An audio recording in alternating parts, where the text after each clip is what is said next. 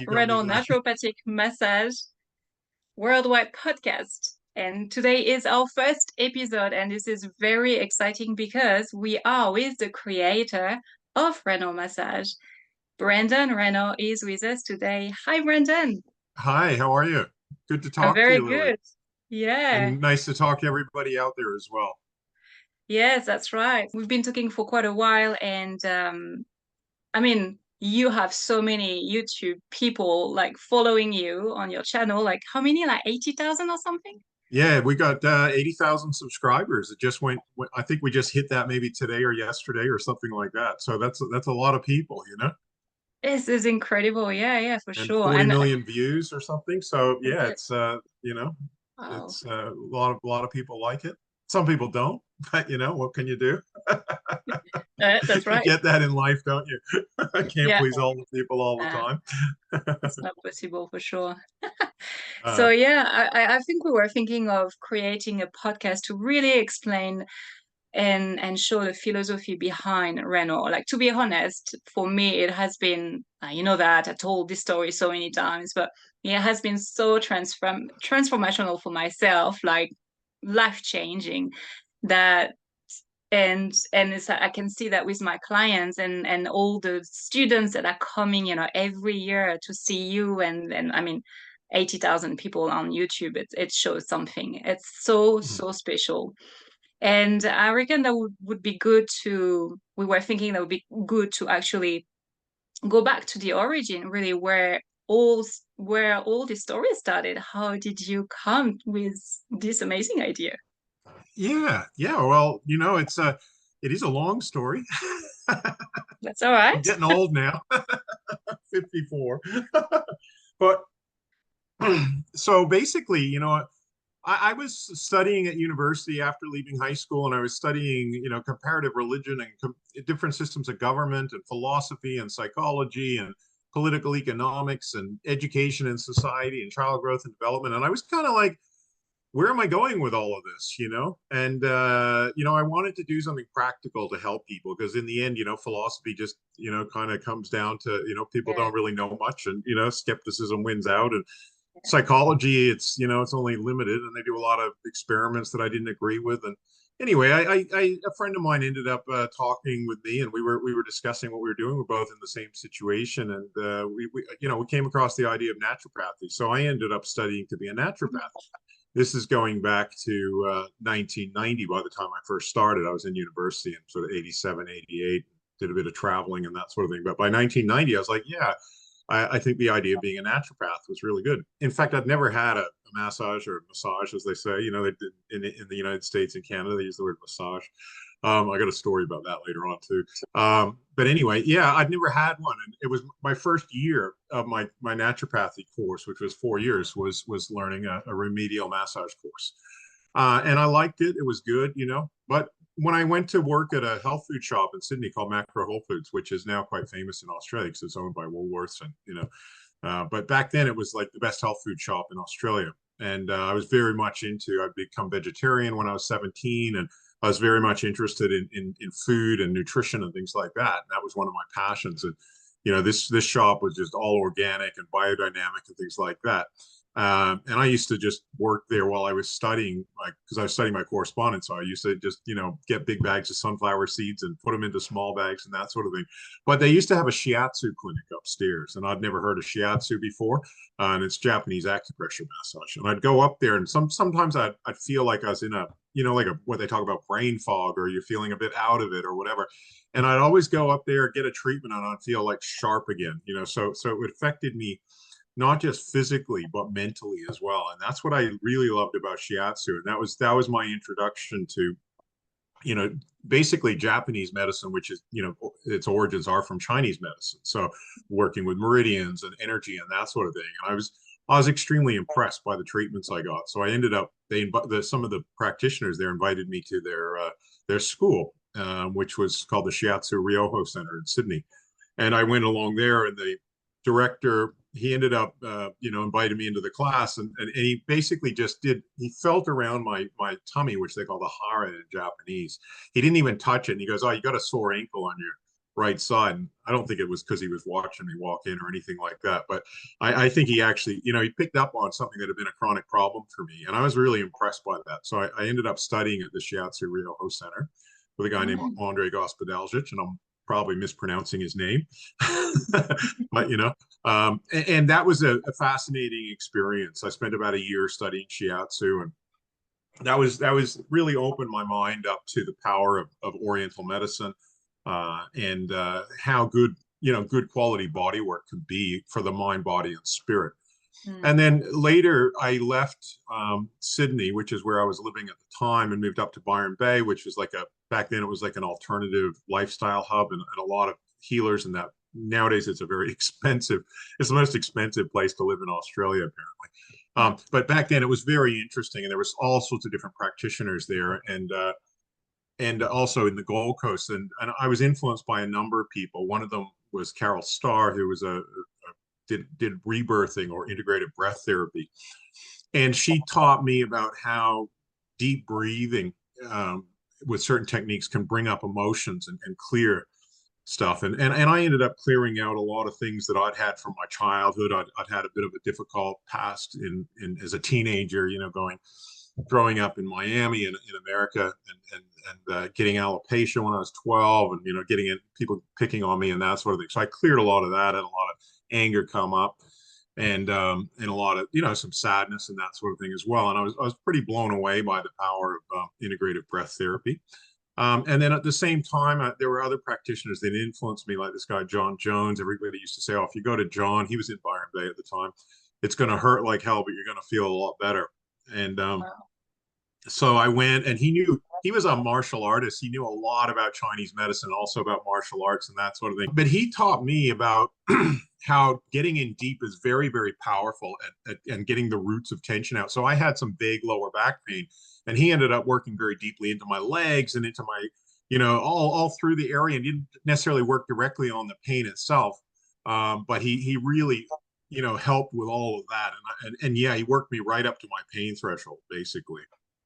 Oh. And I was blown away by that. It was like, wow, you can work people really deeply, because a lot of the time when I've been taught massage before, shiatsu wasn't that painful, but Mm. his was painful but very effective. So I started to integrate different aspects of these sorts of things. And then I went back to Sydney, and I was working in a place called Herbal Solutions at Bondi Beach.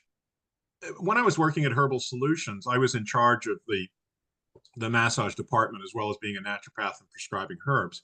And there was a guy named, what was his name? Peter. I've forgotten his last name, but so he ended up teaching me some work called loin work, which was I'd never heard of before, and I've never really heard of since. But there was What a is guy in it? America that was teaching very deep abdominal massage, and I'm not Ah. sure the exact spelling of it.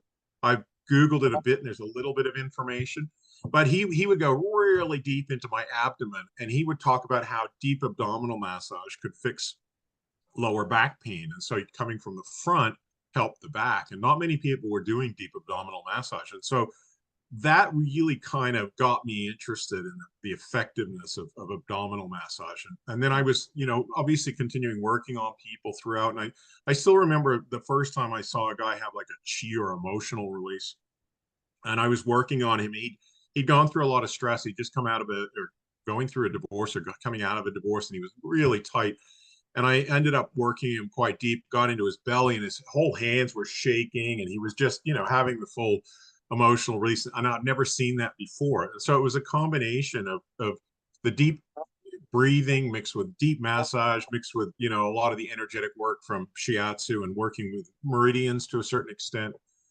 And so that made me kind of go, wow, I was pretty blown out by that, and like, wow. And I thought I actually was, quite concerned about him. Thought, oh, I hope he's not going to die or something like that. But he didn't. You. So lucky, otherwise I could be in jail, but he didn't, and he survived, and he felt a lot better, and he released a lot of things and emotions. And so it was like, wow, I didn't realize what could happen with such powerful stuff about the energy movements and the just the deep breathing and the whole thing. The whole lot started to combine together. This was like maybe 2000, 2001. And I was just starting to teach, because people would come in and ask me, oh, I'd really like to learn what you're doing. And I'd say, well, I was a bit, I didn't want to be arrogant, but I said I could probably teach you more in 4 or 5 days than they'll teach you in a year at one of the big schools, because a lot of people are coming to me actually back then that been doing like 6 months of training at one of the big massage schools in Sydney, and they were like, "Oh, I'm really disappointed. This isn't what I expected it to be." They were just rote learning muscle names and never really doing anything, and the massage itself was just very superficial. So they would ask me about that, and they go, and I go, well, look, I'll teach you, what I know. And so that's when I first started teaching. I actually taught a bit of shiatsu in 1997 in Byron Bay, but by actually just, I think it was 1999, I first started teaching in Oh, Sydney, and then wow. 2000. So I was practicing and teaching at the same time. And then by about 2000, it was just very successful. And I was traveling. We'd moved to Brisbane at that stage. I was teaching in Brisbane, teaching in Sydney, and then I started teaching in Melbourne and teaching in, it just started to boom. And I was just having huge class. People loved it, basically. And so by 2001, I think I was teaching in New Zealand, teaching in Canada, 2001 or 2002 in America, in England. So just those early years, it was just expanding. And Wow. again, Oh, great that's nice. success all over. People loved it. And at the same time, or just previous to that, I was also learning. I'd done my diploma in Chinese herbal medicine, Mm. and I've done a diploma in Ayurvedic medicine, which is the traditional medicine of India. And they're looking at different, again, the energetic systems of the body and the connection between the mind, body, and soul. And all of that theoretically fascinated me. And I started to integrate, that into the practical world. As well as getting a lot of, I traveled to Thailand, and I did it later on. I did a Thai massage course as well in America, and so I started to develop more of a holistic perspective on, first of all, who or what is the human being, and the energetic systems underneath it, the emotions, the spirit, that kind of thing, and how that works with tension, and then looking at the different massage systems from around the world. So I spent a bit of time in Japan, and training with different shiatsu therapists, and realizing that there's actually quite a few different approaches to shiatsu, not just Zen shiatsu, but all sorts of different teachers. It's like often like a martial arts school has a teacher, and then they have their own particular style. And that's how shiatsu is. And I realized even in China, I went to Hong Kong, even in China, a lot of the acupuncture teaching and Chinese medical teachings were according to different teachers. Some of that got standardized with the communist revolution, and they didn't like free thinking teachers as much anymore. But when you look at the whole perspective, it starts to become very interesting. And I moved to Hawaii in 2005, and spent a lot of time looking at the Hawaiian philosophies of healing, especially understanding what they mean by the spirit of aloha, but also the whole, again, more of a spiritual perspective on the human being, and using some of the Hawaiian massage techniques as well. Although by that stage I was living in the most actually native Hawaiian part of Hawaii, which is Makaha. And when I practiced there in some of the parks and things like that, I still remember one guy saying to me, my auntie do lomi lomi ain't nothing like that. And it was just really sweet. But it was just like, by that stage, it was just getting quite powerful what I was practicing on people, and people were starting to realize that. So all of that was in the early, 2000, 2005, and that sort of thing. And then, basically it just continued on, and I learned more and more, teaching all over the world, traveling. And in between teaching, I'd go and get treatments. I'd go get treatments all over America, Canada, New Zealand, you know, um, Australia, England, Europe, and just what's going on, as well as Japan, Thailand, and that sort of place, and just try and seek out some of the best therapists. I learned a lot actually I forgot to mention, one of my teachers actually in the late 90s was a Japanese therapist at the Hilton Hotel, and he trained at the Tokyo School of the Blind. And because in Japan, a lot of the best therapists were blind, or partially, he was partially blind, and he taught me so much just about feeling energy. It was kind of like almost part of traditional Japanese culture. They even talk about like the word "how are you" is genki desu ka, which means "how is your ki," basically, and the word for weather is tenki. So, but he taught me the sensitivity required too to energy, which is definitely more a part of Japanese culture. And to, then I started to massage with my eyes closed. I got a lot of treatments from blind people in Thailand as well, and just starting to understand what it felt like to kind of go into that realm of just sensitivity. And again, I had to change my sort of Western mind frame. I was coming out of university with all the philosophy and psychology. I was very much a head person, and Yeah. even learning all of this stuff, I had to come out of my head into my heart, into my intuition and my feeling side. And so I had to deprogram myself, in fact, because I realized a lot of that stuff's not important. A lot of the intellectual knowledge is not as important as actually just being able to feel That and is being able something, to. it's I just bounce back on what you're saying, because this learning, this technique, this philosophy, we need to release ourselves, and the more we release, the better we are. And I can see that, like, in the 7 years of practicing, like, the more I release, the better I am. And as you say, this intuition, this connection to the heart really comes, and we feel more and more. And it's true that that is the key. And yeah. And That is the key, and that's why I wanted to simplify things, like when I teach, and I was like, my idea was, if I don't use it, I'm not going to teach it to people because it's a distraction, in mm, fact, and that's how I felt with a lot of too much intellectual knowledge with massage became a distraction. And for some people, I noticed that it went to their ego. I had a lot of problems when I first, back in the early, like mid 2000s to about the 2015, a lot of conflict when I started teaching in Canada with the registered massage therapists over there, because they did 3,000 hours of training, and they were really upset that I was teaching and doing, 5, 10, 15 days of training with people.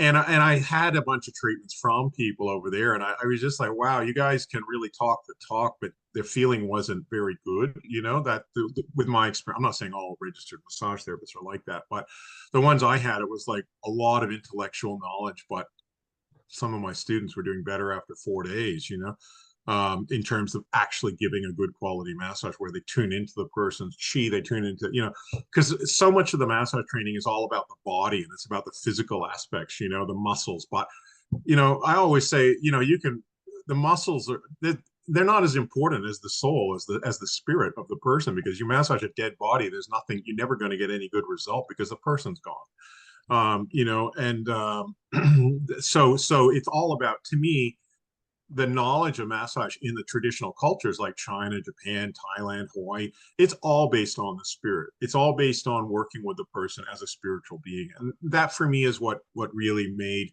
sense to me. And I realized that, once you get a person, it all comes back to that initial experience of getting shiatsu. For me, it's like, it's not just about the physical, it's about aligning your mind, body, and soul together and feeling comfortable in your body, and getting rid of the emotions that are holding you back, not just the physical. So anyway, so I learned a lot. I challenged a lot of people. A lot of people hated me in the massage industry in Canada and saw me as this major threat. It's kind of died down in the last 5 or 6 years, but for a while there, it was like, there's just a lot of opposition, to and that sort of thing. But we kept teaching, and we've trained thousands and thousands of people all over the world, and the proof is in the pudding, because a lot of people are doing fantastic work, and people are getting great results, all over the world. And we taught a course in India, we've taught a course in Malaysia, Singapore, um, let me see where else, Namibia. Well, me and my wife taught in Namibia, in Southern Africa, and we taught, one of my teachers was teaching in South Africa. So we've spread these teachings all over, but my knowledge has evolved too, in the 30 years that I've been practicing. I can see what I was doing 10 years ago is different from what I'm doing now, and what I'm basically trying to do more and more as I grow as a therapist is to tune more into energy, and to work with people's breath. Like, for example, what I've seen myself change in the last 5 to 10 years is to really just work people right up to their threshold without taking them above it, and working in that breath cycle, but not pushing people to that point. I used to be what I call a bit more of a yang practitioner, where I try and push people and realize, and then I realize it's not me doing it. I got to work with the person. So more and more about the partnership model of medicine, working with the breath, working with that person, encouraging them to let go, but in the end, realizing it's up to them. You know, that sort of thing. So again, it's not so much like, oh, I've learned all these new techniques. It's about it's about tuning into people, you know, and working with people, you know, and that's to me the evolution. What makes a good therapist? The tools are like a tool, or a tool bag. You know, having tools is like, I got my tools in a tool bag if you're a carpenter, you know. But it's about knowing how to use them to build something beautiful, you know, and that's what I call life sculpting. You know, we're taking somebody who's kind of, you know, I mean, they're beautiful underneath, but they might be covered in a lot of mud and a lot of dirt, you know. And they need some chipping away sometimes. And this, but you can't just have tools. It's like if you don't know how to use a jackhammer, you're just going to create a mess, you know. But so you need to the perception of what is the beautiful person underneath that straight jacket of tension, you know, that's restricting Yeah, them from being their true self. You need to be able to perceive that and go, what tool am I going to use to crack that yeah. straight jacket and bring out the beautiful soul of the person so that they I can mean, shine forth, you know. who doesn't have tension? Have you ever felt someone with no tension? A couple of times out of Have thousands of you? people, there's only been a couple of people. One guy, when I was working in Sydney, probably, oh, this is again probably 1998. This guy used to do yoga all the time, and he was real. He'd get me working under his armpits to find tension and stuff like that. And that was his whole thing. And then one time he'd done a commercial for that game Twister. You know, where like people twist Yeah, into these, and then he came back full of tension. It was the first time he could, but I got rid of it really quick. So this guy did a lot of yoga. So, you know, I did, and a couple of, but most people that do yoga, I find are still quite tight, you know.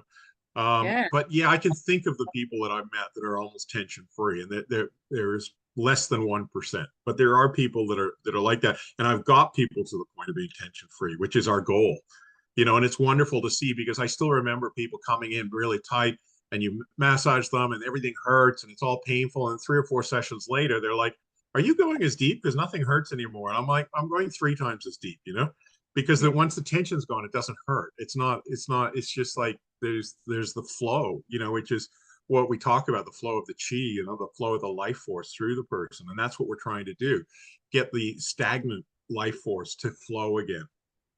Mm. And so yeah, it's but that's what makes it so wonderful working with what I call a green light. A green light is somebody who's there, you know, they're committed to getting better, and they're not fighting you or resisting you or, Mm. you know, wanting for some reason to hold on to their emotional baggage, you know. So working with the green light's wonderful in that way. It's a life sculpting, you know, Mm. and you're just trying to bring out that wonderful true essence of the person. And Yeah, there nothing is. more, I can't think of anything more satisfying. It's hard work. It's not like it's easy, you know. And sometimes I feel like I always use the analogy like we're a glorified sewage worker because we're working in amongst other people's stagnant crap, Energy. you know. Yeah. And that's what we do, and that's what somebody has to realize when they come and do this kind of work in particular. You know, that's what you're doing. It's like being a nurse cleaning bedpans. You know, if you don't like that dealing with shit, don't work in this profession. You know, the same as a nurse, right? So, but for me, it's like, okay, I can deal with that. You know, that's I just like to see the beauty once that person's got rid of this luggage, this baggage that they're holding on to. It's wonderful because you see people's eyes brighten up, and you know the old saying, "The eyes, the windows to the soul," and you just see people light. They feel lighter. They feel more alive. You know, and I can't think of anything more satisfying than that, and I can't think of anything more other ways to help people. Obviously, there's nutrition and, you know, there's yoga and stuff like that, but for me, this is one of the best ways that I've ever found. And so I've just that's how it's evolved. It's my passion and my love for it. And you know, I've learned different things from all around the world and different, you know, I've integrated what I can, and I've just kept on that focus. But I've tried to, you know, that follow it, the philosophy, keep it simple, stupid, you know. Yeah. Like I just try to keep the goal there. The goal is always find and get rid of tension. And anything, any technique or any philosophy, anything, breathing, whatever, or even if it's might be cracking a joke with somebody, it's always with that goal of finding and getting rid of the tension, you know. Mm. And so if you keep that goal in mind, then the rest builds on that. Otherwise, some people just have a goal of doing a routine massage. You know, like, oh, I'm going to do, you know, 5 strokes like this, 2 strokes like that, and get it all done in 60 minutes. They're not even having that goal of finding and, you know, but for me, I just go, let's find and get rid of anywhere where this person's holding on to chronic residual tension. Mm. and then if they're a green light, you know, that's where the magic happens, you know, Yeah. until that person becomes tension free. And then it's just like, okay, well, there's nothing left to do. We've done the job. Then we move them into maintenance massage, you know. So I always talk about two types of massage: excavation and maintenance. Mm. And excavation, most people need excavation and that could be 10 hours, that could be 40. Some people it's 100, 200, Mm. especially elderly people. I've seen that, you know, and you know, several hundred hours. It might take a year or two, but you know, I always think about, there's one of my clients, and she came, she was 82, but she came, she was actually working at a venue that we had here in Queensland, and just came in and was like, oh, what are you guys doing? She was bringing in some, you know, toilet paper and stuff for the venue. And we're like, oh, we're, you know, doing massage. And we have a student clinic. If you want to come along. So she came along. This is going back probably 5 years. And she was so tight and varicose veins, and, you know, but she's been getting massage now for 5 years, and her doctors couldn't believe it. She's, you know, reversed a lot of the aging problems that she had. You know, but of course it's always better to, you know, but that's taken a long time, a bit, you know, even if we make 1 or 2% progress. But the doctor, her arthritis was, you know, she was about to go into a wheelchair, and then, you know, she's playing bowls and doing all sorts of stuff. So stuff like that is also really wonderful to see. But I always think it's better to treat people from, you know, if you can, from children. Stop the tension building up from a childhood, you know, and then keep them loose their whole life, and they're going to have a much better quality of life, and they're going to have a much longer duration of life, because tension to me is one of the biggest killers, because it stops the blood flow, it stops the nerves working, and where there's tension, toxins tend to build up more too, Mm. so we get all sorts of different problems. So yeah, So you it's think it's exciting important? for me. You think it's important to give massage to children? The younger, the better it is. Is that right? Yeah. Absolutely, yeah, yeah, I've been massaging my kids from the time they were born. Kids are born with tension, you know. It's a confined environment, you know. They can pick up kids can pick up tension and stress from what's going on in the, you know, they can, you know, if the parents are arguing, if there's, you know, car accidents, whatever it may be, kids can pick up that tension. They're not total, it's not like a totally immune situation where they are, you know. And then the birth process itself can create tension, you know. So kids are born with tension, and then you got growing pains, and then of course, you know, kids pick up on the environment. You know, like I was even still remember this one guy, and he had asthma. And when I worked on him, he started having these emotional releases from the time his parents went through a divorce. They were arguing and fighting all the time. That's when he got asthma. So you think about it, like if a kid's in an environment where the parents are fighting and stressed, then they can stop. They don't want to breathe. You know, it's like you don't want to breathe. So he got asthma, and then all this emotion and memories came back as I was working on him from the time his parents went through the divorce. So there's a lot of problems can, you know, we pick up on our environment and things like that. And I've seen that in countless times, you know, as Mm. you're aware, you know, I mean, we pick up on things. So yeah, you know, like, you know, massaging through these times is better for the kids. You know, I personally have been through a divorce. Massage helped me through that particular situation and the stress involved, you know, letting go of the emotions and that sort of thing, you know. So countless times whenever you're going through a particularly stressful time, it's good just to, you know, But work that's out so those very. emotions don't build up. Go ahead.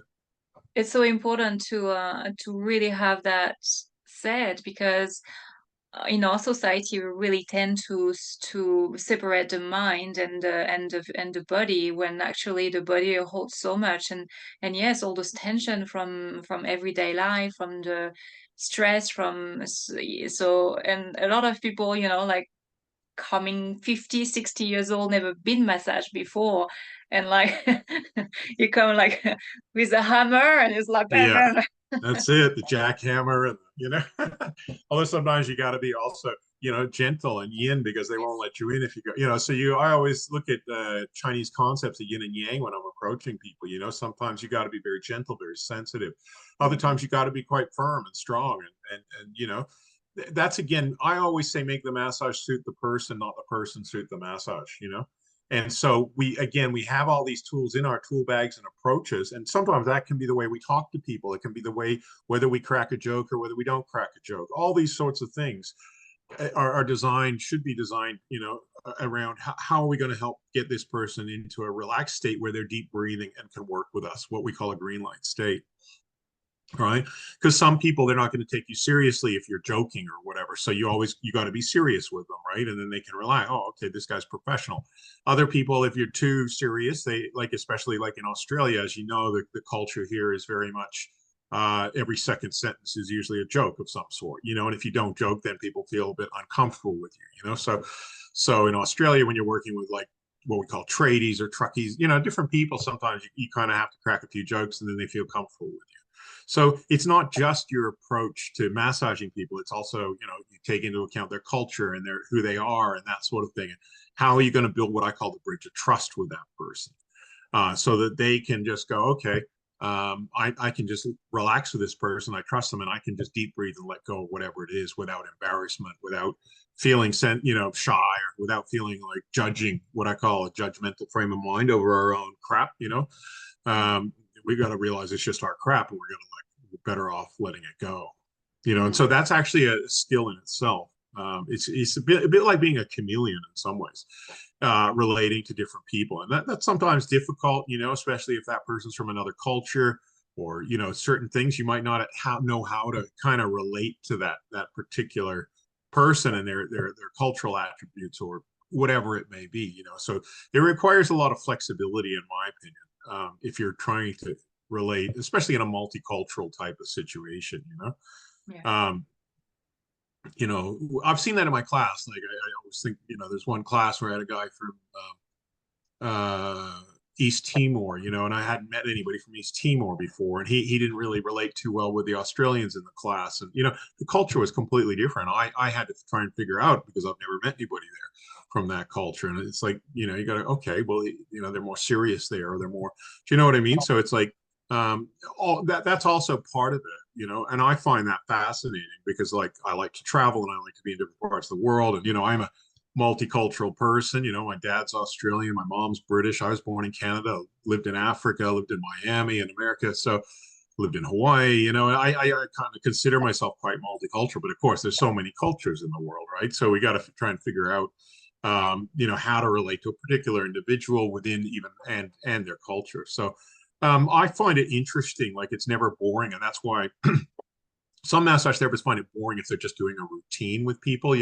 5 strokes this way, 2 strokes that way. I would find that boring. But when you make the massage suit the person, it's not just like the physical massage. It's about trying to tune into that person, trying to work with that person, trying to get them to deep breathe, trying to get them to feel in a non-judgmental frame over letting go of emotions that are creating that tension in the first place. So it's very much an art form, in my opinion. Like, we've got scientific aspects to it, but the art form is the one that takes is the predominating thing, rather than, technique is below art form. I'd rather have somebody who was very good at tuning into me work on me and only have 5 different techniques than have somebody who's technically very good but doesn't have the tuning in ability, or and I've experienced that with a lot of massages. You can figure out what are the qualities that make a good massage therapist, and that's something we try and teach people. And empathy is one of the most important ones. Without empathy, it's going to be just a technical thing. And when I mean empathy is tuning into a person, also perception is there. Perception of blockage, perception of what's the real person, and what is their blockage, or even their fake self is what I call it. And sometimes people are playing games with you, like maybe they've been playing games their whole lives, covering up some sort of emotion that they've got, by a fake thing. I'm okay, I'm this, or I'm a really funny guy, but underneath it they're actually a really sad person. Yeah. You can see that even in some comedians who have committed suicide, Robin Williams, or different people. Some people just, they can put on this thing of being funny, but underneath it it's just a mask. And I see that with different things, all sorts of different things, whether it be anger. You get the passive aggressive people. I'm not angry, but they really are.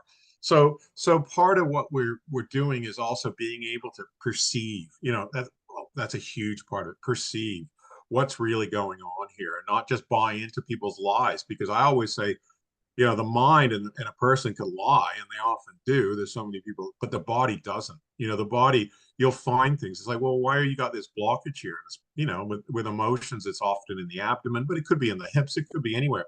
But a lot of it's abdominal tension. And there's always that point, especially one of the most powerful points is what I call the rock in the belly, or which is what we call the big toe belly bands. And so many people are holding on to so much stuff in there.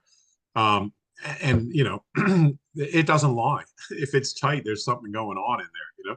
Yeah. So that's part of it too. And again, it's that working. What I've specialized in, or what I've decided over the years, is only wanting to work with green lights. Because I've spent a lot of time working with people who you want to help them get better, but if they don't want to get better, they won't.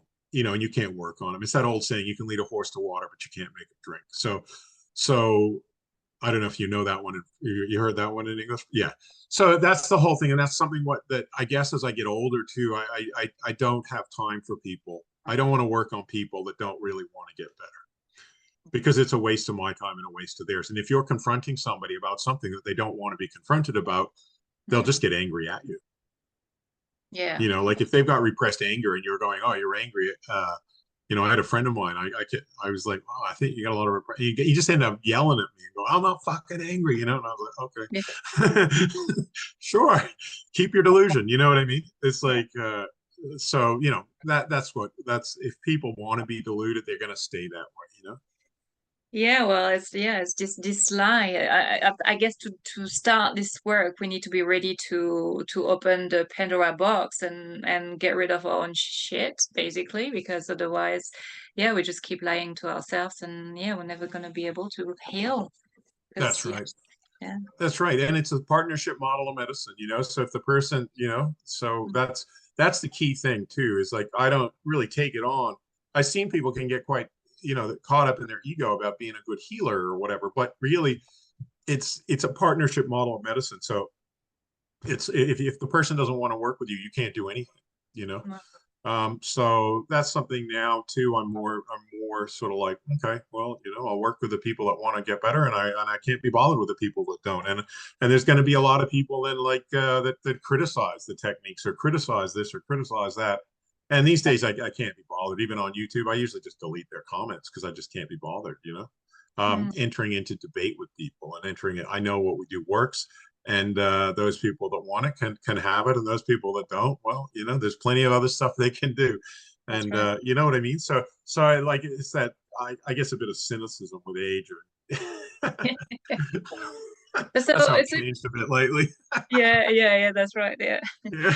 But if you had like a green light, but someone like listening to you right now and never had a Raynor massage and maybe even never heard about, what would be the attribute, or what would be the main component of a Raynor massage, and like ready to, yeah, that sounds good to me.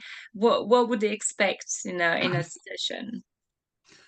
Again, it's an art form, so it really does depend on the therapist, of course, and you got to find that therapist that you gel with. But what the goal is to find and get rid of chronic residual tension wherever it is, and often, so we work along what we call bands. I got a chart behind me that, of different bands of tension. They're a little bit different than meridians. They're a bit different than sen lines. So in Japanese and Chinese medicine, they have bands, but they're using meridians. And Thai massage, they use sen lines, which is, the sen is like the life force. Mm. So my in Hawaii they use different things, but not so much bands, but different approaches. And in Ayurvedic medicine, they have what they call nadis, or energy channels, as well. So I learned all these different approaches, but what I found is the bands are things that you can physically feel. So that's where I came up with the idea of bands. Like, I couldn't always feel every part of a meridian, but the bands do sometimes encompass meridians, but then they might be different. And there's a lot I can go into about where they are different. But basically, the bands of tension are ones that you can physically feel. And then, so how we get rid of tension is we work those bands from the very source of them, which is usually in the fingers or the toes. And Mm. then we follow it up, and the person breathes out whatever it is that's creating their tension in those bands. So that's what a person should expect from a good Raynor massage therapist. Somebody who finds, first of all, finds and diagnoses where the person's tight, and then gets rid of that tightness. And and again, it depends on, like, some therapists I might have trained early 20 years ago, and I've learned a lot in 20 years. So the ones that I've trained more recently are probably going to know some of the what I've learned in the last 20 years. So when you're seeking out a Raynor therapist, it's got to be somebody you want to find that is well, kind of what I'd call up to date with their knowledge, but also he's going. You'll feel it. You'll feel it after. You should know after one treatment whether this person's going to Yeah. be able to find and get rid of your tension.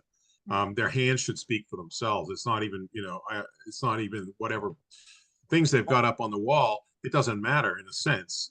The hands speak for themselves, and the treatment speaks for themselves. You should feel.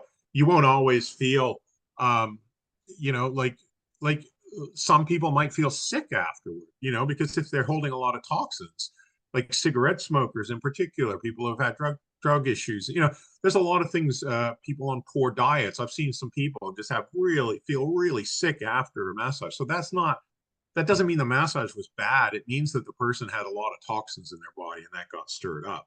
So actually, if the person continues with that process, then they'll hopefully get rid of their toxins and hopefully come to a point where they no longer want to put toxic substances into their body.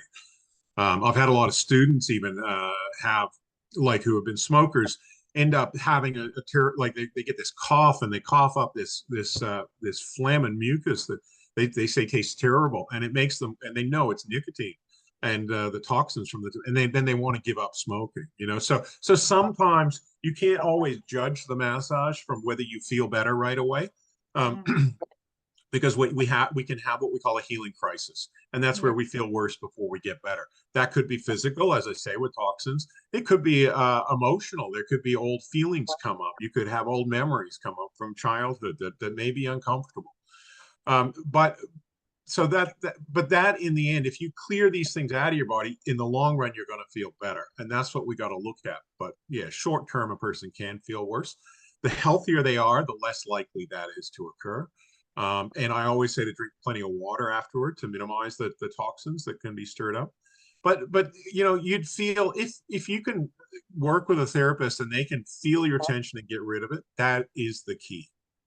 And then a better therapist just gets rid of more tension quicker.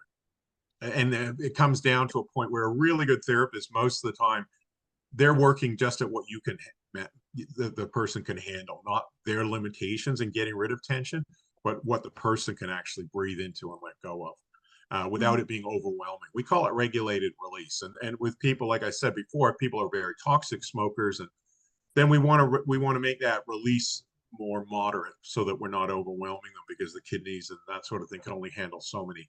The liver, the body's organs can only handle so much processing of toxins as well. And also the mind. I've had people where I did like an 8-hour treatment on them, and they're like, I didn't know who I was after that, because they were living a fake life. They weren't tuned in. And so that can be also, confronting, where a person has to retake stock of who they are after they got rid of this crap that they've been, acting and the acting and the, what I mean, the whole bullshit, what I call the bullshit, of not being true to themselves, and that so on an emotional, spiritual level, that can also take a bit of time for some people. They're only ready for that journey back to truth and back to their self, at a certain pace. Yeah.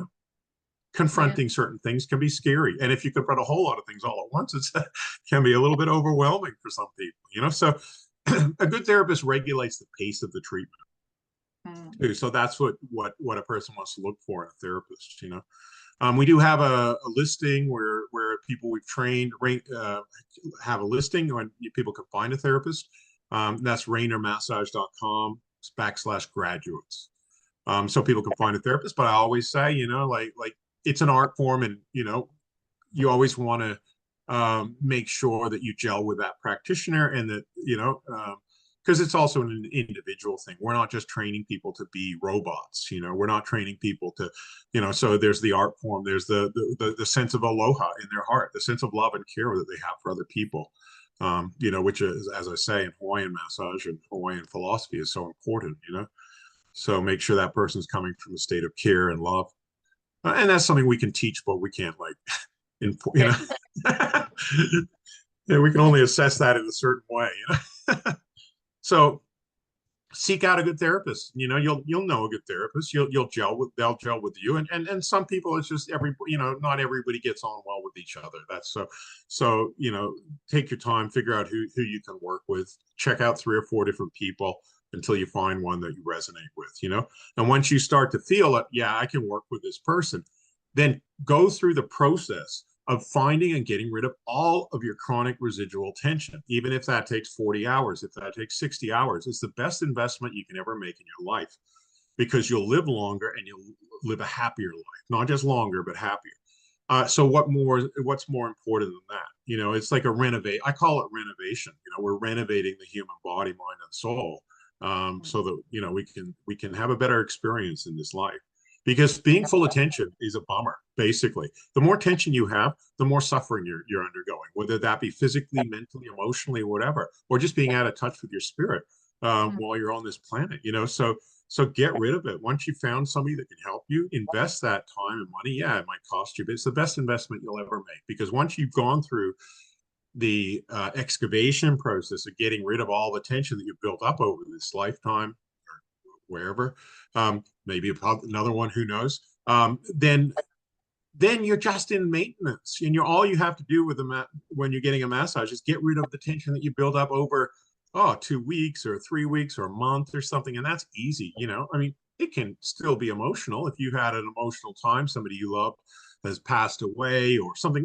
People, we have emotional things that can happen. Then it can still, but it's the best thing to get rid of all of that. That's why I always say for nurses, for people, police, paramedics, so many of them are out on PTSD because they've got this chronic buildup of emotional stress, like firemen pulling dead people out of cars. You know what I mean? Like in one week, that can still be enormously stressful, and that's what they do for a living. So those kind of people, in my opinion, should first of all, yeah, have the excavation massage, but they might need a maintenance massage every week, just to deal with what they've seen that week. Mm. So whereas other people might not need that maintenance massage so often because their life is not so stressful. It's at that particular time. So I always recommend with excavation massage, people have as much as they can. So maybe that might be for some people that are really committed and not so toxic, that might be 2 3 hour treatments in a week. So that if you have 50 hours work to do within 3 months, you're completely renovated. Um, you know, but other people, like I said, the more toxins they have, the more, you take it at a slower pace. It might be 2 1 hour treatments. It might be 2 2 hour treatments. But if you do much less than an hour a week, it's going to be very slow. Mm. It's still going to make progress, hopefully, as long as you're not building up more tension in that week than what you're getting rid of. But it's going to be slow. It might take 6 months, that sort of thing. So I encourage people that are healthy to get, a lot of treatment while they're excavating. Then once you're completely tension free and the therapist goes, I can't find any more tension, you're ready for maintenance. And then you figure it out. Like, should I get one once a week? Should I get once a month? Should I get two? If you're coming a long way away, you might want to get a 2 hour treatment every month. So you've let a little bit of tension build up, but in 2 hours, the therapist should then be able to clear out all of that chronic tension. So it's not so chronic anymore. It's not like concrete. With some people, it's like dealing with concrete, right? It shouldn't be like that, and it shouldn't hurt that much too, right? No. What really hurts is the chronic tension, Mm. not the stuff that you build up over a week or a month or something. It shouldn't. There's exceptions. Some people have like MS and things like that, where they're going to always everything's painful in their body. But for the majority of people, maintenance massage should just generally feel pretty good. It's kind of relaxing. It's not, Mm. and it might be a little, like I said, might be a bit of emotion. If you've had an emotional time, it should come out really quick. Mm. People that have just had an emotional experience, it usually comes out really quick. Whereas if it's embedded and been there for 30 years, 40 years, it takes a bit, it takes a fair bit more treatment. So that's what we do. We excavate a person, then we maintain them.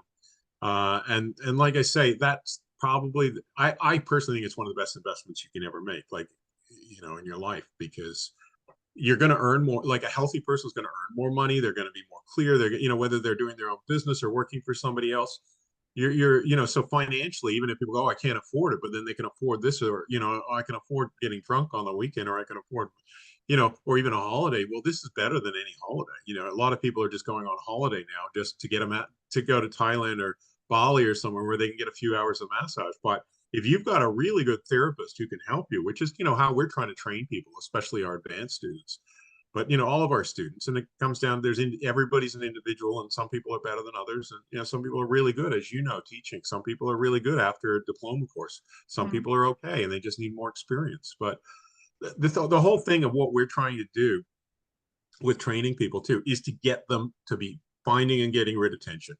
And then over years of experience, they just should get better and better and better, and more training from us. They just get better and better at that simple goal, finding and getting rid of tension in a wide variety of people, being able to work with a wide variety of people and get rid of them, get rid of that tension, not get rid of them. But Yeah.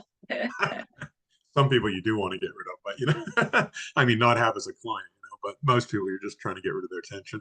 But but as a way you were saying earlier too, as a practitioner, it's important to also get rid of our own tension, because this is how we're getting better too, like, and tuning more with the person. Mm. I use that analogy too of like somebody working, like I've been to a few caves, in national parks, and sometimes for me, caves can be a little bit scary, they're underground. And if you've got a tour guide that's never been into a cave and they tell you go into that cave, you're going to be like, well, maybe not, but if the tour guide's I've been in there, it's fine, here's a light, we go in there. So it's the same when it's like shining a light on ourselves, right? Like the more we shine that light on ourselves, the better therapists we're going to be, because we're not scared of releasing stuff. We're not scared of the demons in us coming out. We're not scared of whatever it is, our sadness or our anger, whatever it may be, because, and I've seen that in my own development. I still remember sometimes people shining like a mirror at me, when their emotions are coming up. If I haven't dealt with those emotions, 20, 30 years ago, I still remember the experience of going, whoa, that's confronting, for me, and I'm not quite ready there, and then I deal with that emotion, and then I'm a better practitioner because I'm not scared of that transformation. So absolutely, we want to, as therapists, we want to really strive toward being tension free ourselves. And of course, that's not always, it's hard to find a good therapist, even for us therapists, and it's quite difficult for us to work on ourselves sometimes. We can, but sometimes it's hard to work on yourself while deep breathing and allowing emotions to come out. I Yeah. haven't mastered that skill, sometimes I can, but it's not Yeah. always easy. So if you can find a good therapist, that's fantastic. It's like one of the most important things in life, um, because that person is going to help you stay centered, so yeah, find a good therapist and then clear out your tension, and you're going to be a better therapist, and then maintain yourself, because as therapists we also need to maintain, because we're in a bit of a profession like the nurses and the doctors and the people, the fire people, because it's intense working with people sometimes, and we pick that energy up from Yeah. people. So we also, we need to clear that, whether we're really good at not picking up energy and only picking up 1 or 2%, or we're picking up 10%, that's going to build up in us. So we need to get good treatments ourselves, so that's not Mm. the reason I started training everybody, by the way, just to get a good massage. But I thought of sometimes I think that. But yeah, no, it's to me, it's like it's a key to a good life is how I would describe it. It's one of the keys. Obviously, there's different aspects, our spiritual life, and our different practices that we do in our nutrition. Nutrition's really important as well. I can't underestimate that. And I use things like flower essences and things like that, which are also Dr. Bach was actually an amazing influence upon me. When I first learned naturopathy, I had to learn about his flower essences and how his flower essences work at how different conditions of the mind or soul affect the body, and affect people's health. And he really believed that all disease came from the mind. And so he came up with different flowers that affected how people feel.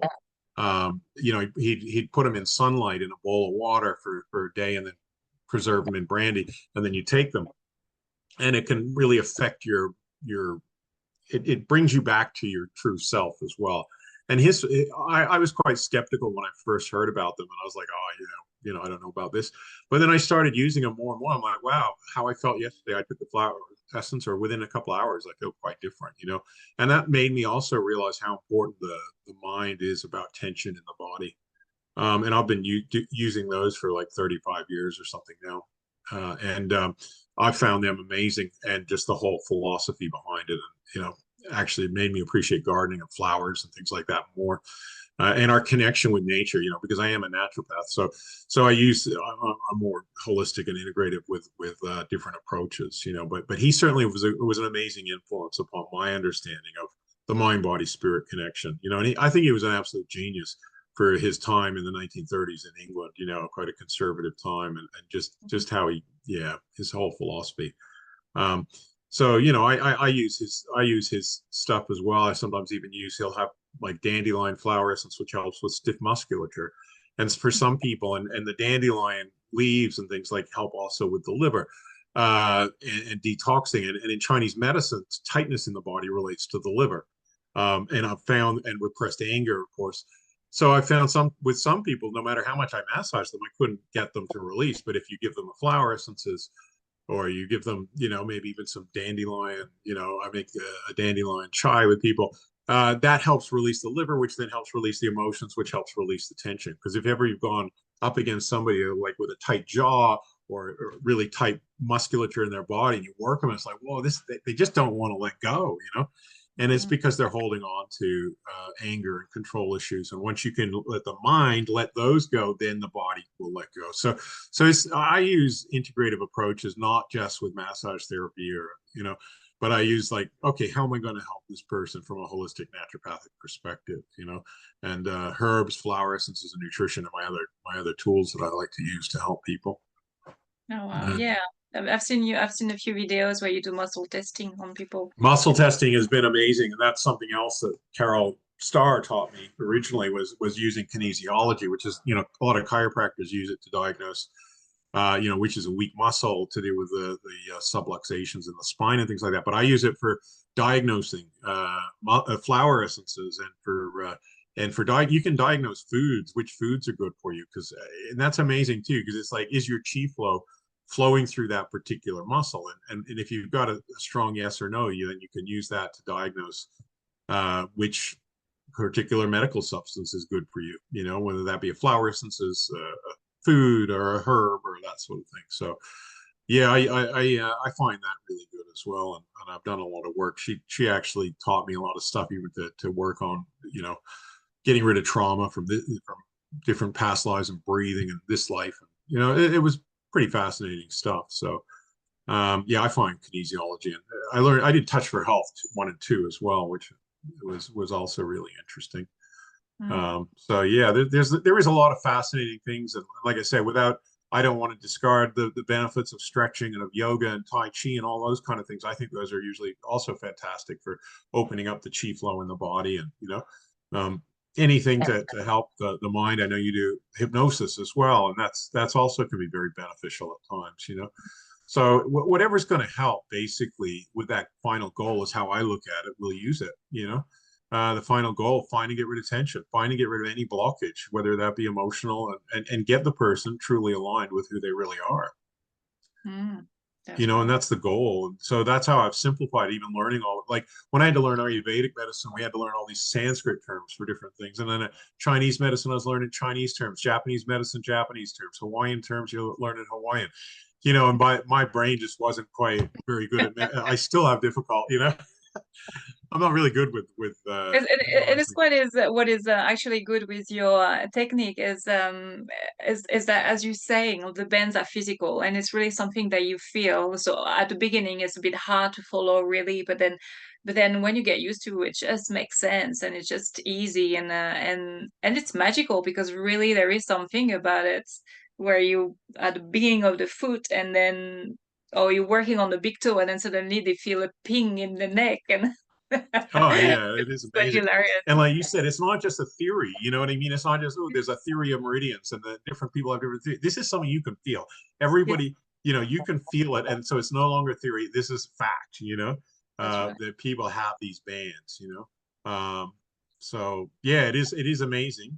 It's mind blowing, really. I mean, the more I learn about people and nature and the world, and of course, you just get more and more you know, the mind becomes, you know, more blown away, and you just have to become humble. And that is one thing that I notice is the difference between like Eastern philosophy and Western. You know, when I was studying Western philosophy at university, you know, it's almost like Descartes, where I think, therefore I am. Well, no, you could not think and you still are. But you know, it's all about the mind and understanding this entire world. You know what I mean? That's Western, whereas Eastern philosophy is just being at peace with who you are as part of the world, and not trying to understand it with the mind and the intellect. You know, and that's something that by studying both systems of philosophy, I gravitated more toward the Eastern approach and the harmony. You know, you can see that in some of the Japanese things of like doing the tea ceremony and things. It's about calming the mind. I noticed that when I was at university and I was first learning even Tai Chi, which is a Chinese martial art. But you know, you had to calm your mind right down to be able to do Tai Chi because it's slow, you know.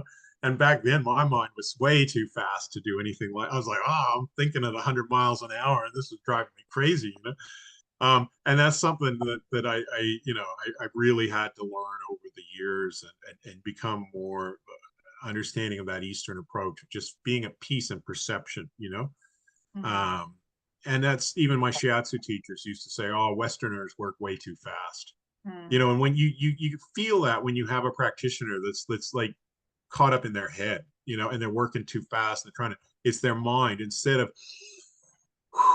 deep breathing and just working, you know, tuning into the life force, you know. And that's again something that I really give credit to, you know, like my teacher Yujiro Ogawa, who's in Tokyo. I'm still friends with him, and you know, he just I realized, you know, like wow, it's a cultural thing as well, you know.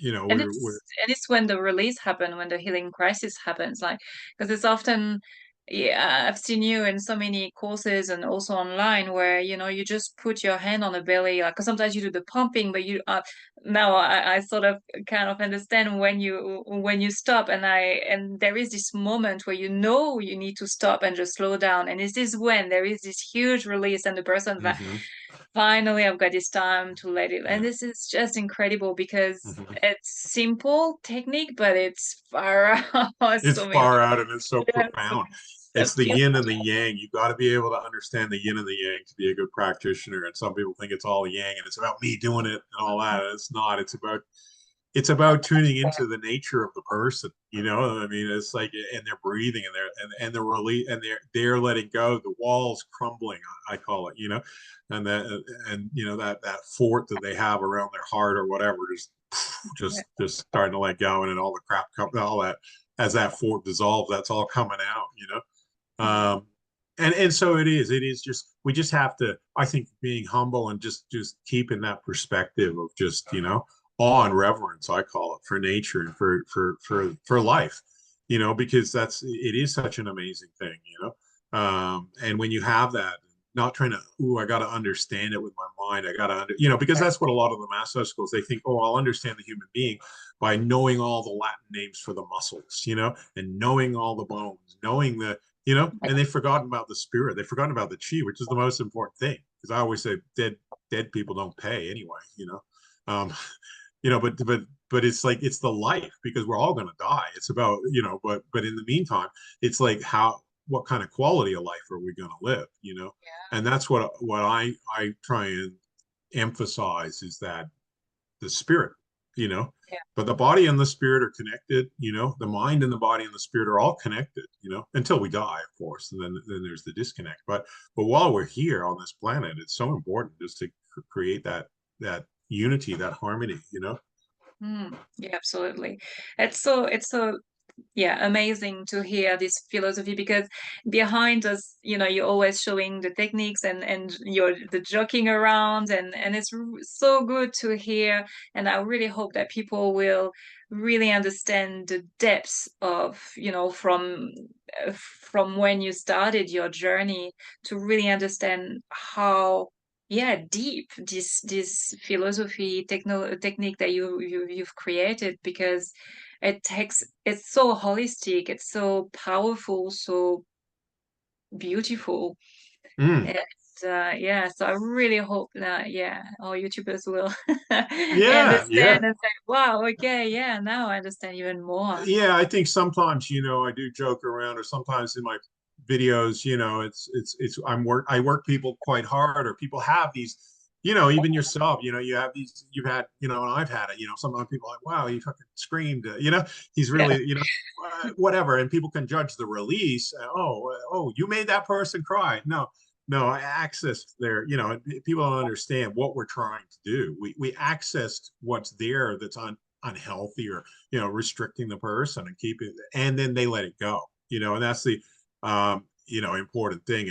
And as I say, it's like, I do come, having spent a lot of time in Australia, we do joke around quite a lot over here, and I've absorbed that, and it can be healthy at times, to have a good laugh, yeah, but at the same time, that people might not understand the seriousness of what we're trying to do, because there's humor, and and I think it is really good that people understand this is a lot of depth gone into this, and it's we're at a fortunate stage, in history, where I've been able to bring, also get knowledge from different parts of the world, whether it be from India, whether it be from China, Japan, Thailand, Hawaii. I've been fortunate enough, and also I've been also fortunate in a sense not to be attached to one culture. Like I noticed, even when I trained with some people, like with shiatsu, for example, especially maybe if they're Japanese, it's hard for them to they get really into the fact that I'm Japanese, and shiatsu is good. But if you're not, and like, because I don't really care like what nationality I am, I can get, well, I like this about shiatsu, but I like this about Thai massage, I like this about Hawaiian, and it just becomes I can bring the best out of each, what I consider the best out of each of them, without being attached to or identifying. I call it false identifying as one particular culture. Sometimes people on YouTube are like, oh, is he Australian? Is he American? Is he Canadian? And in fact, my accent even changes when I go to different countries. oh really, I, does it? I always, yeah, yeah, yeah. I notice as soon as I'm back in Canada, I'm starting to say a and out and about, and house and all that. And then I Funny. go to America and I'm not swearing as much as I do in Australia. I'm like, oh, people don't, I know, I had to really like, oh, Yeah, you haven't swear much. Actually, it's probably swore more than you today. yeah, because I was in America for so long, they straightened me Right. out.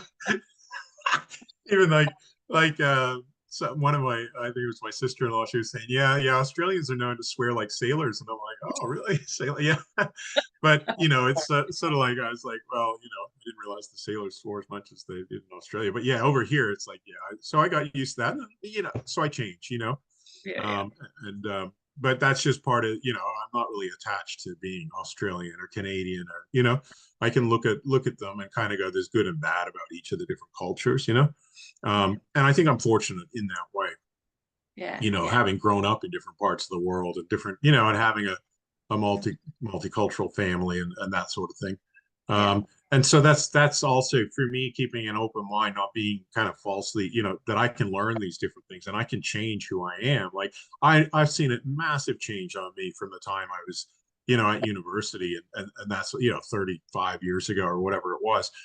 Just my whole, you know, I feel like I've changed cultures, you know what I mean? And I've seen, and living in Hawaii, in the most native part of Hawaii for 8 or 10 years too, it taught me an awful lot. Like, because there was, in Hawaii, white people are called haoles, and a lot of, like, around where I lived, every 80% of people were native Hawaiian, and 10% were like Micronesian or Samoan. And if people came in, a lot of the white people, you could tell they'd come in, like I call them, like really in their head, in their mind, and they'd also be judging. They think they were superior to Hawaiians or whatever, and they basically just got beaten up. It wasn't, and so makaha translates as fierce in Hawaiian, and people would come and they come at the Hawaiians with this attitude, like, I'm better than you because I'm white, and then they just get beaten up. It was just really quick. And so the area where we live was, but I could see it. I was like, a lot of white people in our culture really value the mind, and education, like have in the intellectual aspect of it. That's what I learned from the Canadian RMTs and how they've over intellectualized it. Whereas in Hawaii, it was more like, what's important is that you come from your heart and you show respect to other people. and that's part of aloha, and that's part of how people live there. Like they're really in what I call like their base chakra and their heart chakra, you know.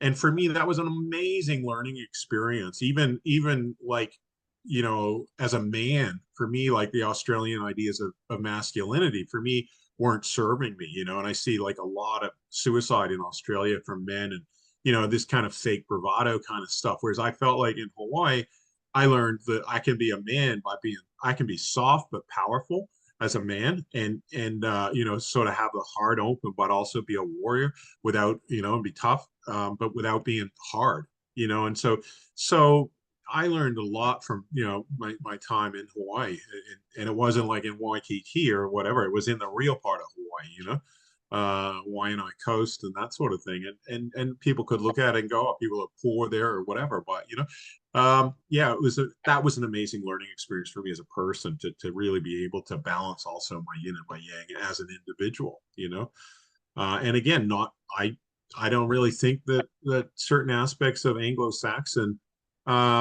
ways that men are brought up are healthy, and I see that not just, obviously Australia is very pronounced, but you can see it in England sometimes, you can see it in America, not to the degree. Australia has definitely got a large part of it, but I was like, no, I don't want to be like that, you know what I mean? And then I can also then help other people, other men in particular, but other women. I can, just in their own journey toward wholeness, But sometimes, yeah, I really think in growing as a human being, sometimes you got to look at your own culture and you got to go, well, that's fucking not functional. Sorry, I'm swearing again now. But that's not functional. I want to get rid of that, you Yeah. know. And so I want to be me. I don't want to be an Australian. I don't want to be a Canadian. I don't want to be an American. I don't want any of these things to define who I am. I want to be me. And if that fits in, if certain aspects of a culture are healthy, fine. That's nice. If the culture supports you as a person and your growth, then fine. But if it doesn't, get rid of it. I even knew a lot of people in Hawaii who were Japanese and who didn't like they moved away from Japan because there's a saying in Japan that if the nail sticks out, hammer it down, and that's that whole idea of cultural, to be Japanese, you have to be like this. But you get it in England, you get it, I'm sure you get it in France, you get it all over the world, certainly It's get a, it in Australia. it's such an interesting concept because indeed it really has a big impact in our life. And also, yeah, when we start working on ourselves, not only we release our own issues and problems, but also, yeah, there is like a collective a cleansing, and that is happening at the same time when we work on ourselves, because indeed we are part of a society, of a culture, a country. And yeah, so it's also interesting to have, yeah, and to understand that when we start working on ourselves, it's not only we heal ourselves, but also, yeah, the culture we're in. And so And it's sometimes that can be confronting for other people. yeah, Like, it's like the whole idea that, like, I was talking about this, men don't cry, right? Like it was very strong in Australia in my father's generation, and people didn't, and sometimes when you're working on people and they have a lot of grief, they don't let it out, because they were taught as children, don't cry, or women don't get angry, or whatever it may be, right? suck it And up so it becomes cupcake. all, what's that? Suck it up cupcake here is Yeah, what we say. suck it up, cupcake. Yeah, that's right. It's all like it's all Hate repression and stuff. So yeah, all of these things we have to confront sometimes in our journey toward wholeness, and we have to go, well, that's no longer healthy for me. It's like somebody else has given me a definition of what it means to be a man. If they say men don't cry, I'm like, well, who are you to tell me who I am? Or this, or Japanese people shouldn't do this, or yeah, Australians are like this. Who are you to tell me who I am? Because otherwise you're living you're disempowering yourself and letting somebody else tell you who you should be. And so it's that combination of psychological healing with, like you say, sociological healing. When we look at, that was one of the other things I studied at university, was sociology or social anthropology, and looking at different societies and different, when you heal yourself, you, like you say, you have an impact upon that society as well. That society is trying to impact you, but you're yeah. wanting to have a positive impact on the rest of your society to help it to evolve and grow. And if it's got unhealthy things, sometimes that encounters opposition. But you got to stay strong. in who you are if it's a healthier approach. So it is fascinating, the idea of, heal yourself, heal the planet, and looking at, healing yourself and healing your society. I mean, we see that, like, we could look at all these stupid wars that are going on today. Yeah. I mean, people are hating each other because of their nationality. They don't even know each other. I mean, there's that, I always look at that thing about World War I where there was the Christmas truce, and the German, I think it was the French and the Scottish and the Germans all got together and had a game of football, and they were like, well, why are we fighting each other? It's because of other people want them to fight instead of them being true to themselves and going, hey, I'm not going to fight a war that I don't believe in. They were always taught to disempower themselves. I have a bunch of theories about why men aren't supposed to cry. It's because they're not supposed to be in touch with their heart, and because they're supposed to be soldiers that do whatever their officers tell them. And that's very common in the Anglo-Saxon and a lot of European traditions. And you can look at World War I as an example. My grandfather was in there in the British Army, and how destructive that is when people can't come back to their heart and go, no, I'm not going to do what you say just because you told me to. I'm not going to kill that person just because you told me to. That person's also spiritually my brother, my sister. And so it's very important because we can lead to these stupid wars that we're seeing today: Russia, Ukraine, the Palestine. Israel. People aren't recognizing the spirit in each other, and they're not exercising aloha and love and respect for each other. And then so many people are dying, so many people are suffering. So and false identifying me, my tribe, my group of people, my nationality. You guys are we're the best. You're the worst. And it's just so toxic. It's destructive, and what it could lead to nuclear war if we're not careful. So the complete destruction of everybody on this planet. I mean, that's how dangerous these things are when they're not dealt with. And people don't know how to come from aloha and love and respect for each other. And that's what I think massage is so good at practicing. You learn to care for each other. And of course, it's one of the qualities. You mentioned what are the qualifications. I know we were talking about that. Well, to me, one of the most important qualifications to become a massage therapist is about love and care for each other. And when I talk about love, I'm talking about the love in the highest form. When they talk about with Greek, they've got the agape, philos, and eros, and I'm talking about more, the agape and philos type of love. Care and love and heart. And if you don't have that, you shouldn't really get into massage, because you could be actually somebody who doesn't have that could be a dangerous therapist, or they could be a sleazy therapist. I've had to deal with people that have been sleazy, and you're in court against them and all that sort of stuff. They're misusing, I call them wolves in sheep's clothing, using massage as some way to, for their own benefit, to exploit people, whether that be sexually or controlling or ego or whatever. But we always, that's why it's so important that we practice coming from our heart. We work on ourselves, and we care about other people. And that is the most important qualification, because somebody could have a very low intellect. I've got friends with Down syndrome, and just because they're coming from their heart, when they touch you, it's healing, because it's that transference of energy. It's kind of like, I've done a little bit of Reiki and stuff, but I don't really know all the symbols and things. But I think the most important thing is when you touch somebody, it's like a connection from your heart to your hand, and your spirit to your hand. It's the energy, and that you don't need to have a high intellect for that. You can be very low intellect. You don't need to understand all the Latin names to do that. You just have to care. And then you come from your heart, and then you can start massaging and finding knots and bands and, building all upon that. But that is like the foundation stone upon which everything else works from, because somebody who doesn't have that, but has all the technical knowledge, again, I still feel like, it could be dangerous. Like, why are you massaging? What's your motivation? So that's the key thing. If anybody wants to get into this profession, if you care about people, then that's the most important thing. And if you don't, go do something else. I love that. That's great to be said. That really is a qualification, because it's not about knowing, and that I guess the next qualification is that you, as an individual, want to be a green light and heal your own stuff.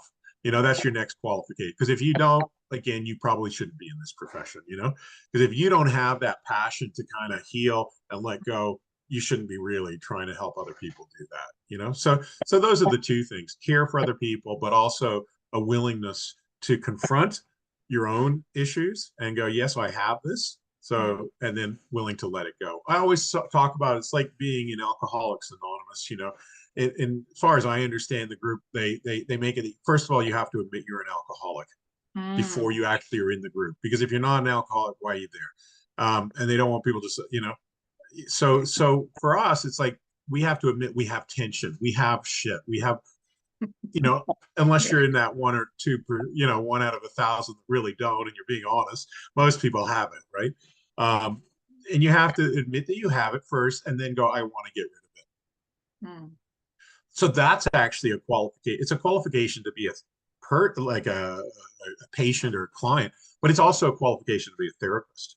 Because if you're not a good client, then how can you be a good therapist? You know, that's my opinion. You know, so that's the qualifications, and then the rest of it's easy. We can teach you the skills. We can teach you if you have those two things. We can teach you. You know, it doesn't really even matter what language you speak. We can always translate things. You know, and you know the getting a massage speaks for itself. The YouTube videos speak for themselves, but you know, definitely receiving it and going on your own journey, I think, is a key thing to becoming a better therapist, because you know there's different ways that you can understand and learn about massage. One of them is to receive it yourself and go through that journey. You go, wow. I mean, I remember some of the most profound massages I've got 30 years later, and what I learned from them. They were like, wow, wow, wow. I learned that. Oh my gosh, that guy's perception, or wow, that spot, you know.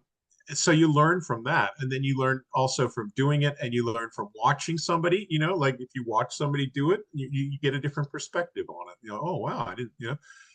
And then you know doing it yourself, and then learning through your mistakes as well. Sometimes you go, oh, you know, I always for years, and I still do to a certain extent, I analyze a treatment if it didn't go according to what I thought it should have. You know, it wasn't as successful. I go, why wasn't it successful? You know, was it me? Was it them? Was it just we didn't work together? Did I not find the right spot? You know, so the treatments that I wasn't as successful at, I think about a lot.